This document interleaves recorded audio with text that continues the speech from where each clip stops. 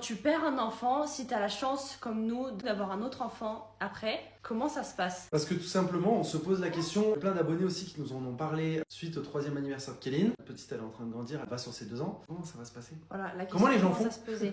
C'est ça qu'on cherche des témoignages de parents qui auraient éventuellement perdu un enfant comme nous, qui veulent parler, parce que nous c'est notre cas, on veut parler de Kéline à Brooke. Comment vous avez fait pour aborder le sujet? Parce que là, on sait que maintenant, elle commence déjà à comprendre des trucs. Et le fait qu'elle commence déjà à comprendre des trucs, beaucoup de choses, on se dit, limite déjà faire attention à ce qu'on dit. Et en plus de ça, il faut commencer à réfléchir à comment on va lui parler d'elle en fait. T'as tout compris.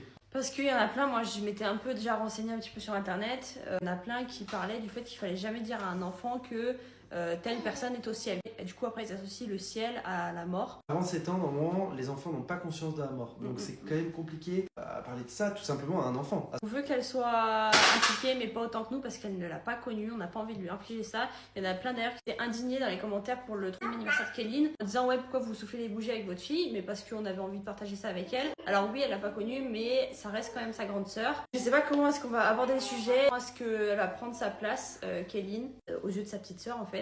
Plein de questions qui se posent en même temps. Oui et non, parce que en fait, elle est tellement en train de grandir à une vitesse. Maintenant, limite, on peut avoir des conversations avec notre fille. Enfin, je pense que tous ceux qui ont des enfants après de l'âge de Brooke comprennent ce que je dis, mais... On a besoin de vos retours d'expérience éventuellement dans les commentaires. Je sais que c'est un sujet hyper délicat, mais ça a sa place quand même dans notre famille. On veut pas faire comme si Kéline n'avait pas existé, c'est hors de question. Dans la famille de plein de personnes aussi. Ouais. Heureusement, c'est pas quelque chose qui est si rare que ça. Enfin, ça arrive, parce que ça concerne beaucoup de familles, quoi. Et on n'a pas envie que ce soit tabou avec notre fille.